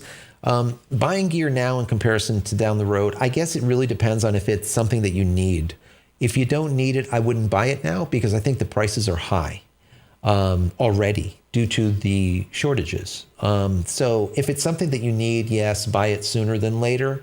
because I think that the shortages are going to continue throughout the year. I don't think, like some people are like, oh yeah, this is going to be all taken care of in the next couple of months. That's not going to happen, in my personal opinion. This is going to go out through 2022. We're going to have shortages, and that's just the way it is. You know, horrible that it is, but that's just the way it is. Let me see here. Who else do we have? SpaceX, internet, satellites will start showing in Star Trail photography is what you're putting. Absolutely. So yeah, Starlink has these low orbiting geo, satellites that are rotating around the Earth in what Elon Musk calls constellations. And it's like a parade of satellites that are in a row of, let's say, 20 of them, 30, 40, 50, whatever. And you'll see them go across the sky as like little bright dots. Now, what Starlink is doing is they are now putting this like coating on the satellites that is some type of non-reflective black, just coating that is like the deepest black known to man type of thing. So you will not see them as much in your astrophotography as they get the new satellites up there. But all of the current ones that are out there, yes, you're going to see them all the time. And there's a lot of astrophotographers out there that absolutely hate it, and they just have to deal with it. And then later on, clone out the parade of, Elon's, SpaceX, Starlink satellites that they see. Kind of sucks, but it's good and it's bad. For everything good, you always have to have a bad. Nothing is just perfect, and that's one of the things. If you are an astrophotographer, it's not a good thing. It will be interesting to see. Absolutely. Let's see. Stuart says upgraded mine, 990 up and 120 down. You're an ass. You're an ass. Oh man, just rub it in. Just rub it in. That's crazy. That is, more power to you, man. That is so good. I'm hoping that one day we'll be able to get fiber here. Right now, SpaceX is the way to go for us. But God, gigabit, 120 up, that's just awesome. That's awesome. Congratulations. That is really big. You can definitely do a lot of live programming with absolutely no outages for sure. Or let's say with, even 4K, you can do it at those numbers. That's awesome. So we've been going for about an hour. I want to say that if anyone has any questions, definitely go and put them into the chat window. And if you're watching this, once again, not live, but you're watching it recorded, if you have any questions, put them in the comment area and either one of us will answer your questions, no matter what it is. This is a Friday, kind of like Fun Friday, TGIF. Thank God we're finally getting to the end of the week, and we're just doing a recap of the week's events. So if there's anything else that you guys, any questions or anything you want to talk about, put it in the chat window. Also, what I'm going to do now, there's only a few people left there in the chat, in the feed. If any of you guys want to come on now, I can test it out. And if you're interested in coming online, I'm going to put together a green room and just to see if this works. Andres, I don't know. Do you think it will work? Probably not, right? Let's see. We'll see, right? Let me see. I'm going to put together a green room. Let me see if this will work. And I'm going to put here we go. I'm going to stick this over here. All right. So I just stuck this link into the chat window. If you click on that link, it's going to ask you, number one, to share your video, number two, to share your audio. Okay. Once that happens, you'll be in the green room. Now, I've never done this before. We're just testing it out. And if it works, what I will do is I will switch out between Andres and you, kind of back and forth, and just to see if it works, just as a test. So fingers crossed. I don't know if any of you guys have your any kind of video. It doesn't matter what it is. It could be a webcam. It doesn't matter. Stick that in get in there, and I will see you pop in, and we'll see if we can get you on the channel live. which would be interesting because never have done it before. This would be the first time, so you'll definitely be a test subject that might fail horribly, crash and burn, but it's all right. Let's see. Eves are good, but don't know how the world's going to deal with the battery truck. Yeah. Yeah, I don't know. That's, so the question is, will they burn up once they are, dead, and, will it burn up? I don't know. I really don't know. Let's see. Toyota have Raleigh hatchback with hydrogen engines. Awesome. I think hydrogen is like, we were doing hydrogen way back. So I don't know if hydrogen is something that they'll be able to create and actually get an engine. We used to, I remember back in like I think it was early 90s, mid 90s, we did a hydrogen little motor and it worked. So I think it's a possibility. That'd be awesome. Let's see. I'm not dressed now. Okay, we don't want to put you online naked. So yeah, we probably have to put it. Where is the green room? All right. Yeah. Stuart, just go to that OBS. I put the link in there right above there. See if that works if you click on it. I see there's people popping up, but no video on anyone as of yet. But as soon as anyone pops up with video and audio, we'll try doing a switch. That'd be kind of cool to do. Don't know if it'll work. Like I said, we're going to try something new. Let's see. We have 4 people in the green room hanging out right now, but we don't have any audio or video as of yet. But once that comes through, we'll see you. So let's see. I clicked. It said the room was already claimed. Only one allowed. Okay, so I'm going to guess. That's kind of weird. So right now there's 1, 2, 3, 4, 5. Okay, so let me see. Capture group. Let me see. Guest. Let's see. Copy link, and let me put it in here just like that. See if you guys click on that, if it'll let you in.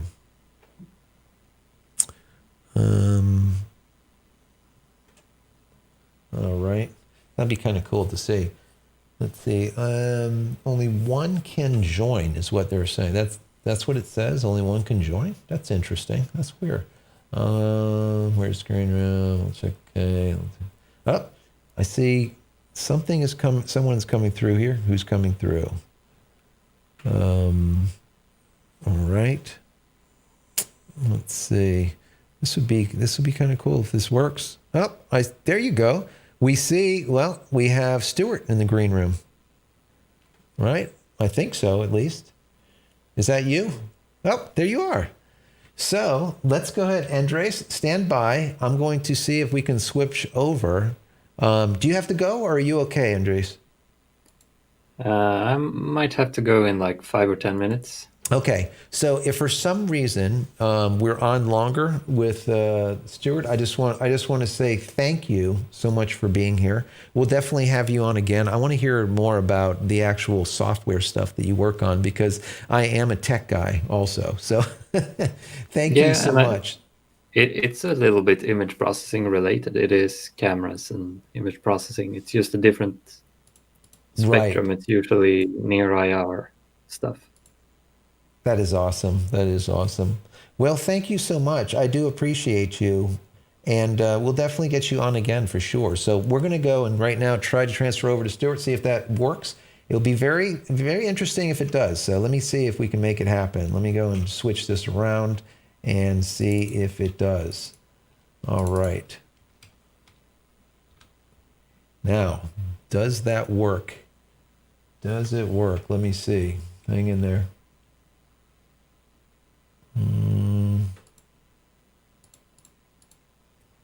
All right.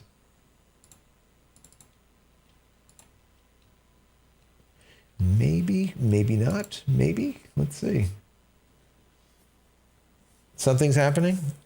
I don't see Stuart. I don't see you in there yet. But hang in there 1 second. Let's see if it moves you over. Hang in there.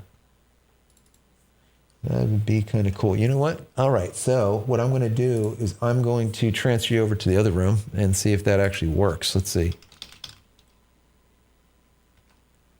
All right. right. All right, so now you're both there. So let's go ahead and try this. This would be kind of cool. Let's see.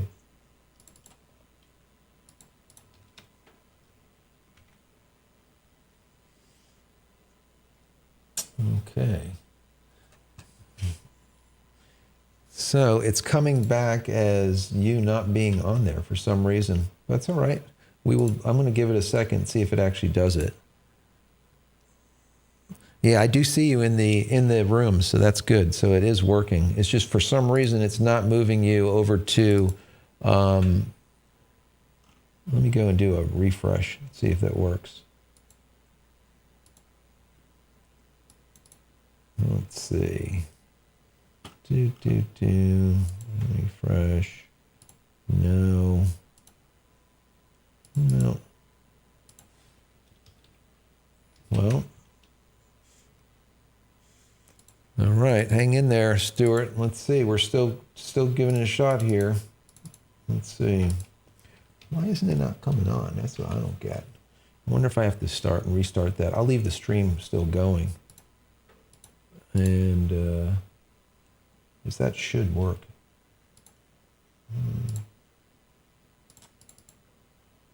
Okay. Source not visible. That's fine. No access. Okay. Current page. All right. I can hear you. I can hear you a little bit there. For some reason. Okay, so what I'm going to do is I'm going to reset this. So you'll probably see a pause.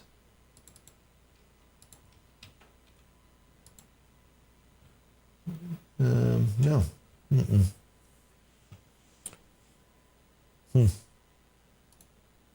No. Copy. This is fine. Hang up solo mute. Okay. For some reason, video is coming through. Huh. No. No.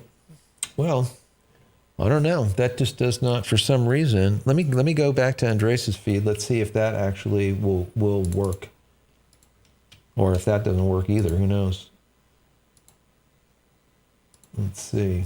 Yeah. See, his feed will come back. His feed comes up, but yours will not. That is weird. All right. So let's see. What is the reasoning? There's nothing different. Huh.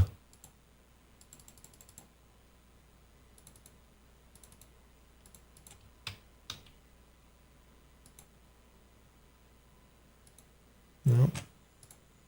Okay, let's see. Is there just got to be a reason? Transfer, no. It does not work. Huh. Let's do, try coming back in. I'm going to hang up on you there, Stuart. Try coming back in. Let me see. Hang in there just a second. There you go. Andreas, you still there? Oh, okay. I can see you. Yeah, sure. Yeah, no worries. Yeah, it's strange though that see, like if I put your feed in, it will bring you. Yeah, I see. It will it on bring the you, screen you now. know, like if I put you in, it will bring you in. But if I put Stuart in for some reason, it will not, which doesn't make much of sense. I really don't get that, because it should. Because all it is the link. So I don't know. This is something that we'll definitely have to test, but at least we're doing it at the end of the feed just to see if we can get it to work. Let's see here. There's Stuart again. Let's go ahead and I should be able to take you from here and put you in, but let's do. Let's see. Let's go into here.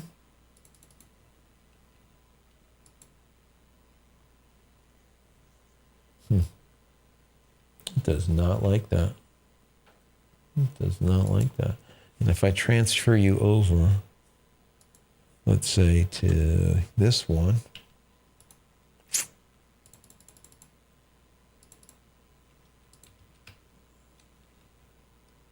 Yeah, it's really strange. It will not pop you up. Wait a second. Oh, there you go. It did work. Are we on? Yeah, you're actually there. Look at that. Yay. So I didn't do Bit anything glitchy. different. Yeah, I didn't do anything different. I put it in and then took it out and put it in, took it out. It's like, what is that? That's not good. So you're testing that. I'm testing this at the moment because I'm actually using my iPhone as a webcam. Oh, okay, sure. It's wirelessly going to my computer and then feeding that out to you, which means that in the future, I start doing my live streams again. Can have a multi-camera setup without spending any money on new cameras. Exactly, because you can use OBS Ninja for it. Yeah, absolutely. So welcome. So just tell everybody who you are, because all of a sudden there's someone new on here, and it's not Andres, it is Stuart. Yeah, my name's Stuart Wood. I'm a UK macro photographer and YouTube content creator. I've been on your channel a few times, but we took a slight break last year because of some issues. But yeah, I'm going to be getting back into it this year, hopefully. That's exciting. Exciting news. Exciting news. The macro is still doing it, right? You're still doing all of the macro photography. Yeah. Absolutely. But we're going to be doing a lot more outdoor work. So if you guys don't know, testing of different equipment and stuff like that now. Excellent. Yeah. If you guys want to learn anything about macro photography, this is the guy to learn from. He is awesome at macro work for sure. That's what this test is for. Because I'm hoping at some point in the next few months to do a YouTube live where we're going to be creating a community image. So the viewers will pop onto Discord. I will put on what subjects I have to photograph, what equipment I have to photograph it with, and they get to choose the equipment I use and the subject I photograph and how it gets edited, all in Discord using multi-cameras. That's sweet. Which is why I'm testing this out, because quite frankly, I didn't want to buy 2 more EOS Rs just to do YouTube Live. So we've got these, the iPhone. This is the iPhone 12 Pro. Yeah, it looks fantastic. It's a free app, and it works great. Yeah, no, it looks fantastic. I mean, you don't even need, as long as you can actually log in right from, without an application, you can log in right from the web browser onto the OBS Ninja and get right in there without a problem. But, I've got it configured with the Stream Deck that you mentioned earlier. So gotcha. When we do this thing and we get it all polished up, we can literally just press a button and switch cameras. Right. So when I can have my main camera, which you usually see when I'm talking to you on your YouTube. Right. I've got an EVF feed from the camera doing the photography, then an overhead and an alternative camera, so we can switch feeds depending on what we're doing. So if we're setting up a scene like a water drop scene, switch to the overhead or the alternative camera to see me putting drops on dandelions, and then switch to the EVF to see the detail. It's going to be quite fun as long as everything works. Well, at least I've got the computer that will do the job now. No, yeah, absolutely. That's exciting. That'd be kind of fun to do for sure. Yeah, hopefully. I've just got to get everything, everything on the back end all set up, and it all tested out before we do anything. Right. No, absolutely. You know what? I'm going to put this link back in to the chat window. Let me see. Let me see. Copy. No, disregard that one. I had to put an X in there for some reason. So that is the. Well, thank you so much, Andres. I really appreciate you being here. That was awesome. But anyone, just click on that link, come into the green room, and then what I will do is I will try switching out from Stuart to you just to see if it works. It's really strange, though, because I should have been able to use your link and put you right in there, and you should have popped right in. And it didn't do it. I literally had to go in and out twice. And if you are doing your stream and you have the same problem, that's not going to be good, Yeah, mine's all internal though. I'm not pulling footage from somebody else, Yeah, but are you going to use OBS Ninja or no? No, I'm using Streamlabs OBS. Yeah. But I'm saying from your phone. No, because the footage from the phone is going directly into the computer. Gotcha. Using, because you got the app that's on there. This one is let me think what it is. I can't pronounce it. iWin app or something like that. I'll type it in the. Yeah, type it into the chat window for sure. IO Well, you have the app on the phone. You Uh-huh. then have a piece of software on the computer. Right. It literally just wirelessly streams that to the window on the computer. Then any software like OBS picks it up as a webcam. Oh, okay. Downside is that's awesome. You can't That's use awesome. two phones with the same software, unfortunately. So you have to get a Oh, different okay. piece of software. So it's set to one the right phone, one software. Yeah, That's but- it. Gotcha. Yeah, I've got it working quite nicely so far. I just got to, like I said, finalize everything up and. So Wolfian says never use OBS, but can you connect it with a phone or a webcam? Absolutely. So, for example, if you right now went to that link that I just stuck in there, that's our green room, with your phone. Just put in that link. It will actually ask you, do you want to share your video and your audio? You say yes, and then you hit start. You will immediately be put into the green room, and I can put you in here live. Supposedly, that's how it should work, and that's how it should have worked with Stuart too. But for some reason, it wasn't doing it. But that's why we're just doing some testing now. This I always like kind of it's a Friday. We're kind of relaxed, just kind of chilling out and just doing a little bit of testing, seeing how Starlink is doing, seeing how this new setup is doing. We're using the Stream Deck now. We're using this new OBS. We're using OBS Ninja and all this other stuff. It's always so many different moving parts that you have to get to work right, Well, I'm happy with my upgrade. I mean, I uploaded a video to YouTube, first one of the year yesterday, and it uploaded it within 4 minutes. Wow. Straight up. It was done before I could even do the description. Yeah, I know. It saves so much time. I know. That same with me with this. Normally I have 1.8 meg up. Now I have close to 30. You're looking at 30 times faster. It's literally crazy. It's crazy. So I'm just so excited to be able to. There were some people saying, Joe, you've been putting out a lot of content. It's I can actually work now, a little bit better. And like you said, I can hit upload. The opposite. Stu, you're not putting no content out. I took time off. It was Christmas, so I thought, I'm gonna have time off, recharge, learn how to do some stuff because I want to push my Instagram a bit more. But I'm not very good at Instagram, So I've been learning how to do that. I've been learning how to do the YouTube a bit more professionally because at the moment it's just a hobby. Right. Whereas I want to push it as a proper business.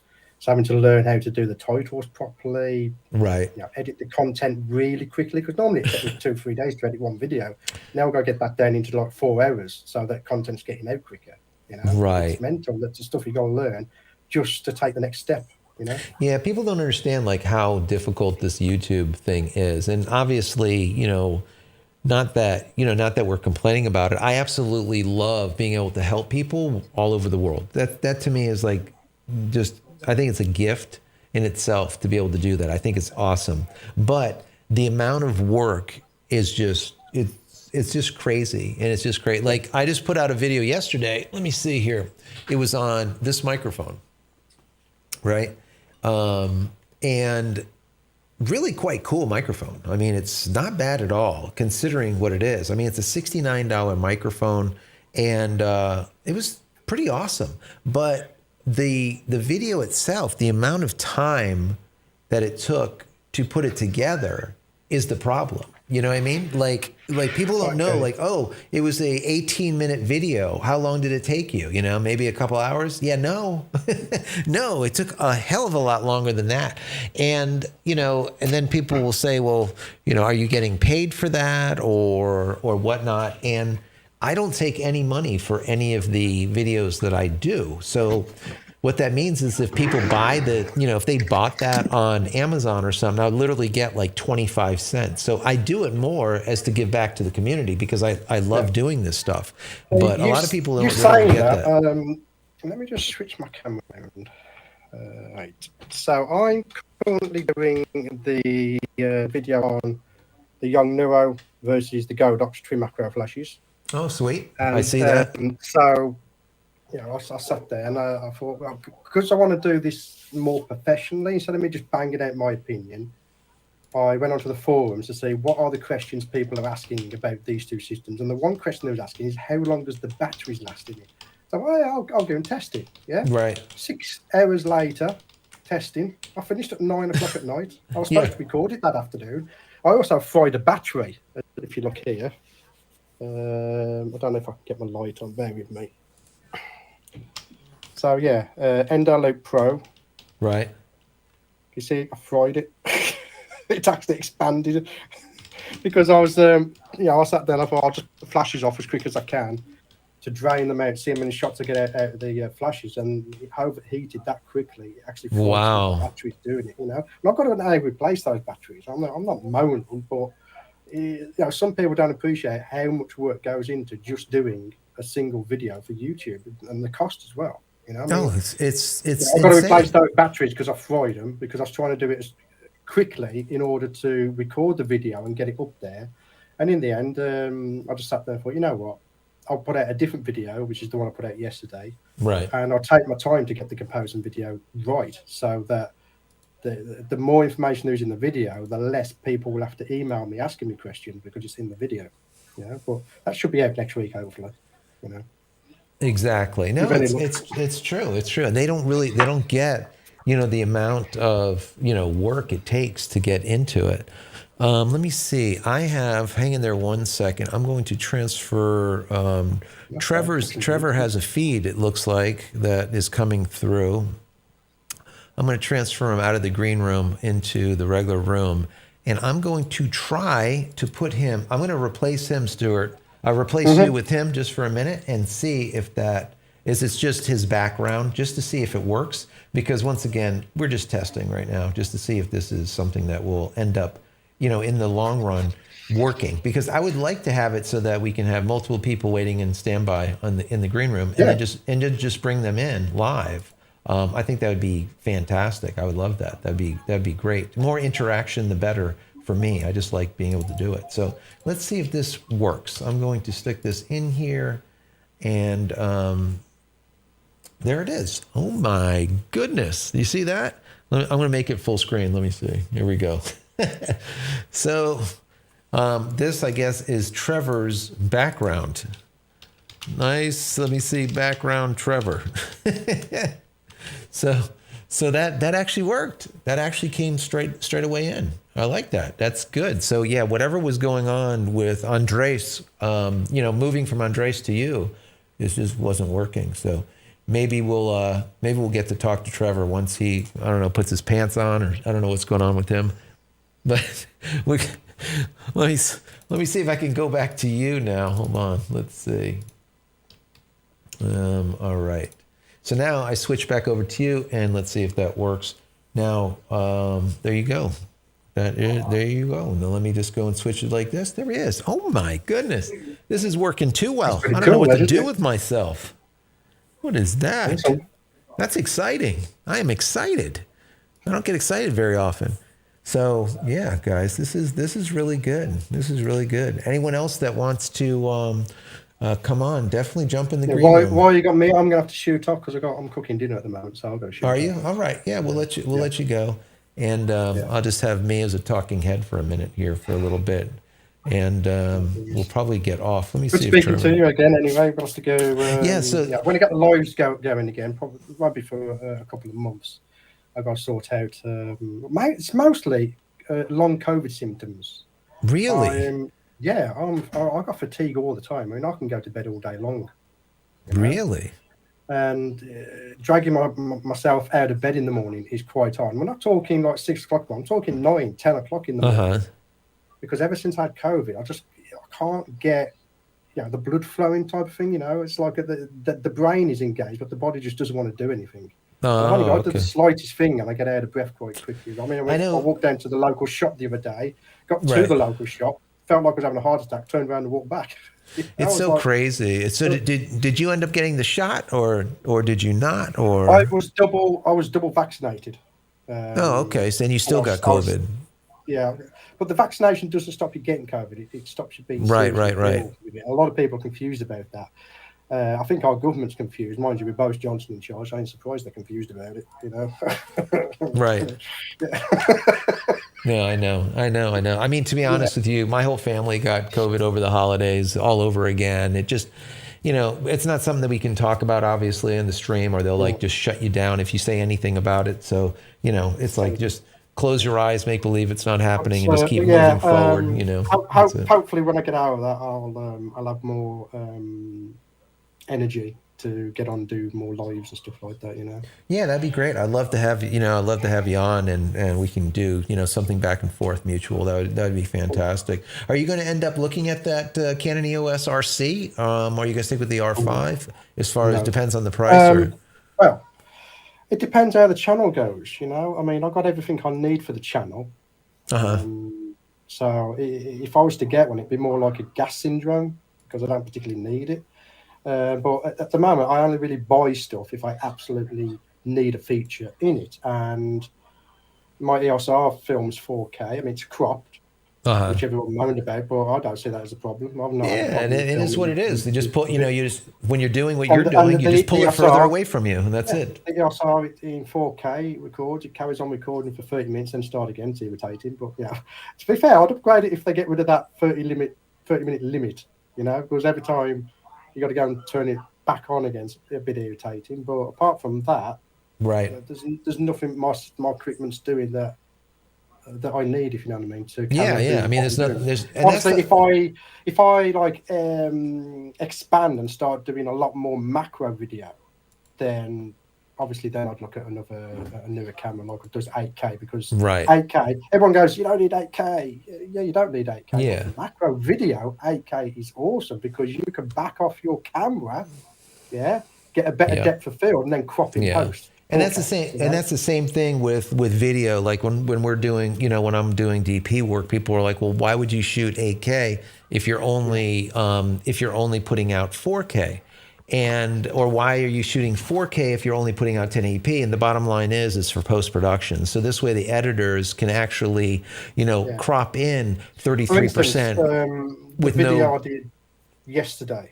I kind of messed up and it was a little bit on the piss. But because I was recording in 4K, I can just straighten it up a little bit, zoom in a little bit, and you've still got the quality. Perfect. Because you've got that much data and megapixels. You can just play around with your framing. You can also, I mean, if you're recording 4K, 8K, whatever, if you're recording a high resolution than what you're outputting, or even the same resolution, to be fair, to a certain extent, you can fake camera movement as well. So a lot of my B-roll, you'll see a slight movement in it, but the camera's not actually moving. It's all in post. Absolutely. It's awesome. It's awesome. Yeah, and so when anyone asks, that's really why you want to shoot, more. You want to go up from 1080 to 4K and from 4K to 8K. The problem is having a machine that will actually edit 8K today. I don't have one. My machine will do 4K and it's just pissed off while I'm doing it. So for me, I'm on the other fence on that. I say any machine can edit 8K. All you got to do is create a proxy file. You could always proxy it. You can, That's what I had to. When I went 4K on my old system, that was a potato. Yeah, it was like the turd. I know. Create proxies, and I had it so that when I bring in the footage, the first thing I do is create proxies for the footage, and then you just edit. Right, the and it goes back to what proxies are. It's basically a lower res file. Right. For editing with, and then when you output your final video, it uses the high end. Right. So the problem with that is, though, it goes back to what you were saying a minute ago. You want to be able to get out videos quicker, faster, less work. Whenever you're having to do and create proxies and create videos it's time on time. Exactly. So if I do quite a long video, it would take me up to an hour to transfer that footage from the SD card onto my system. Whereas if I upgrade to a Ninja. It's got an SSD. I could plug that straight in and just edit straight off it. Exactly. Absolutely. I could also film in 10-bit as well. No, it's true. It's true. That's it. You could use, and that's the whole thing. I mean, it has to do with time, and that's what I'm looking into too, going forward with this channel. I want to put out more content, not less content. So if I was to start, even though the camera can do 4K, if I was to start in putting out 4K, I would once again now bottleneck myself in the amount of time it takes me to export, the amount of time it takes me to import, the amount of time it takes me to edit, the amount of time. You keep on exponentiating it, and you end up with this. It degrades the process instead of making it better. And the reason we're trying to save time is because of the YouTube algorithm. That's the simple case. Yes. Because if you don't put out enough content, YouTube kills your channel like it has with mine. I mean, my channel's literally dead because I didn't put enough content out last year. So I'm getting punished for not doing at least one video a week. Right. So if you was to put 2 or 3 videos out a week like you are, you're going to see better results than what I am at the moment. I mean, I don't know what your channel's like at the moment, but mine, literally the views are right down, you know. And it's because YouTube isn't informing the subscribers that a new video is up, so they're not coming to watch it. They don't anyways. YouTube is so broken. And because of that, YouTube doesn't think it's a good video because my subscribers aren't watching it, so therefore it won't push it out to new people. It's a catch-22. It's like what came first, the chicken or the egg. People don't understand that the way the YouTube algorithm works, it is busted. Number one, but number two, on the content creator side, you ask people to click the little bell icon, right? So that you're notified when you go live or when a new video comes out. 9 times out of 10, that people are not getting notified, even though they asked to be notified. And I got one for you. I think it was just before Christmas, I put a video out. Yeah. YouTube then notified me 5 days later, I'll put a new video up. It's my own account. And I'm like, what are you doing? It's so damn broken. It is broken. If someone subscribed to you, they should be receiving the notifications immediately. Absolutely. Same with Facebook. Facebook, right? I'm thinking about closing down my Facebook group because I've been looking at the stats. People have been uploading good images, to the Facebook. And when I look at the stats, it's got 5 likes on it. It's been shown to 200 people, yet there's 14,500 people in the group. And right down the bottom, it says boost. And I'm exactly. And you know what that means? Money. Yeah, money. I've got to go because all right, get going. Thank you so much for getting on here with me. I really do appreciate it.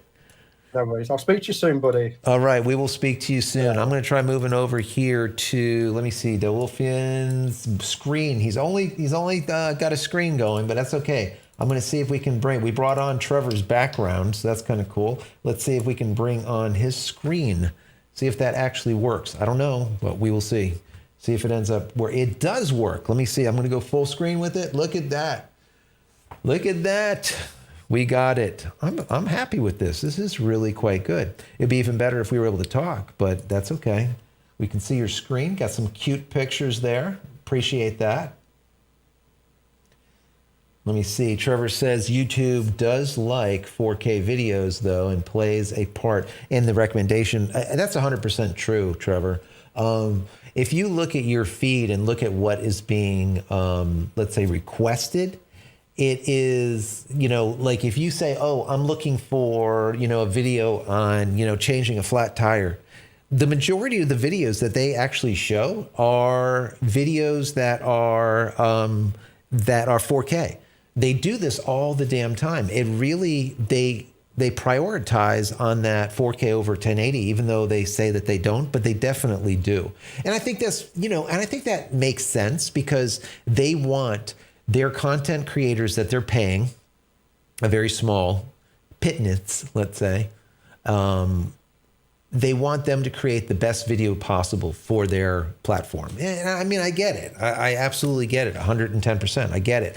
But just the same, the difficulty in putting out the 4K footage it's too great. It's bringing it in is bigger. The files are bigger. The time it takes to load it into a computer is more. The time that it takes to edit it is more because it's slower. If you have to create proxy files, that takes now double the time. Then you're exporting it. It's going to be a bigger file. Then you're uploading it. Once again, a bigger file. Everything is more.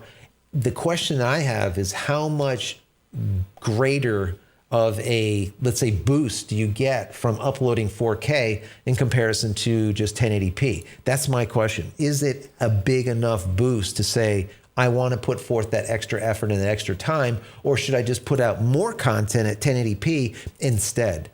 And my mind right now is more towards the more content at 1080p than the 4K, until I have someone that tells me definitively that it is the case that it is a major bump by putting out 4K over 1080. I'm just not going to do it. It just there's too much Not enough time. Not enough time. Let me see. Real Nikon loader says true. That little bell ringing dingy thing ain't working. It's broken 100%, my friend. 100%. I wish it was working. I tell people all the time, click the little bell icon, do this notification thing. So when I go live like I am right now, and all the rest of the crap, and it just never works. People tell me all the time, I didn't even know that you were live, you know, or I didn't know that a new video came out. It's just, it's busted. It's definitely busted. I personally think that YouTube should have it. So like we have like what, 33,000 subscribers. They should all be notified. If there's 30,000 subscribers that have notifications turned on, they should be notified, but they're not. So I would say if 1 to 5% are actually notified, I think it's a lot. I don't even think it's that. I really don't, because I just know by the stats. I watch the stats all the time, and they're not being notified, you know, because even if you don't want to hear or see a live stream, you can definitely just pop in and just be like, oh yeah, all right, cool, I'm here, and then be out. People, and then later on, they just say, yeah, we didn't get anything. So that is a major problem. So this is working. Let me see. I'm going to transfer over, I think, to Trevor's background again. Maybe Trevor can, I don't know, put his pants on sometime soon, and we can get him on here. That would be kind of cool. Let me just try to change over from this over to his screen. Let's see if that actually works. It did work. My God, I don't even know. This is awesome. Anyone else in the green room? Let's see. We don't have a lot of people on right now. Obviously, this is just kind of like testing what we're doing. So if you are on, and you want to just show your screen, you can do that too. I'll put that link, and it's up there a little bit, but I'm going to see if I can find that link. I'll give it to you guys. So if you want to do that, you can. Here it is. I'm copying it into the browser. So into the chat window. If you click on that link, you can click on it from your telephone. It's just going to simply bring you to a website. It's going to say, hey, do you want to share your video? Do you want to share your audio? You say yes, and then you click start, and you'll immediately be placed into the green room with everyone else that's kind of just hanging out waiting. So that's pretty cool. Let's see. Perhaps if YouTube had an option to send SMS text on the bell notifications, more people would get cell notifications and log in. That could be, yeah. I hate SMS because they're annoying as it is. I don't think I want YouTube flooding me with SMS. So I think that maybe if you prioritized it to only certain channels that you really care about and do SMS, I think it's a good thing. I just think they just need to notify. And I don't care if it's through email or through, notifications through, if you're on, you just log into YouTube, it should bring you straight up to the top. These people that you have notifications turned on are going live. This little window. These people are all live. Just click on one if you want to see them. Or these people that you are subscribed to just came out with a new video. So all too often, let's say there's someone that I follow. They put out a new video. I go into YouTube to go look, and I go over to their channel. YouTube recommends to me to go watch something that they made a month ago when they just made something 59 seconds ago. It's just ridiculous. That should not be the case. It should recommend the newest first, and then if you've already seen the newest, then it should judge what it believes you would like to see from that content creator that you've subscribed to. That's my personal opinion, but my opinion means absolutely jack, so it doesn't matter. Let's see. By the way, it's like 5 seconds delayed on my shot. Yeah. So YouTube is not really live. It does have a delay. I have it currently set to the fastest or the least amount of delay possible, but you're going to have some delay. So that YouTube is not live. It's close. Like you see, I think there's like 5 seconds, 15 seconds, maybe 30 seconds. I think there's different settings that you can set it to. For ultra low latency is what I have it currently at, and that's like 5 seconds. I don't know. That's the best that we can do. Let's see. We have Trevor's background. I see still there. But I think what we're going to do, let me go ahead and just see here. Yeah, we have a few people still left in here. I want to just say that, thank you guys for just hanging out with me. It's been quite a week. I've been, getting over the funk. My family all got the funk, so we're all getting over that. And this is like the second time with the funk, so it literally lasted about, I don't know, 3 days or something. But, you know, it kind of is what it is. I tell people all the time, you know, don't fear it. It is what it is. You're going to get it. Everyone on this planet will eventually get it, no matter if you are, you know, shotted or not shotted or, you know, all the rest of this stuff. It just doesn't matter. You know, you're still going to end up one day getting it. So don't fret. Don't fret. Just be healthy. A lot of, you know, I get folks that come to me and they say, you know, you got that twice so far. Don't you, you know, how do you feel? Are you know, it's just like another flu. I feel fine. The key, I think, to all of this stuff is just be healthy. The best thing that you could do for yourself, in my personal opinion, is like, you know, drink your herbal teas, take your vitamins, you know, take your multivitamins, take your D3 and your zinc and, you know, all of the preventative stuff that you can do just to stay healthy and keep your immune system up. Eat right. You know, don't eat just trash. All too often people are just eating trash and they want to know why they don't feel good. You don't feel good because you're putting crap in and you're going to get crap out. So, you know, just eat right and get enough sleep. Sleep is very important. Some of the people that ended up in the family getting it, the ones that didn't sleep enough ended up having a worse time of it. The ones that actually rested their body and slept and ate and drank a lot and took all of their stuff, they ended up getting better faster. So I don't know if that has anything to do with it, but that's all I can tell you is my, you know, how it works for me. So, you know, I hope everyone is kind of healthy out there. It is a new year.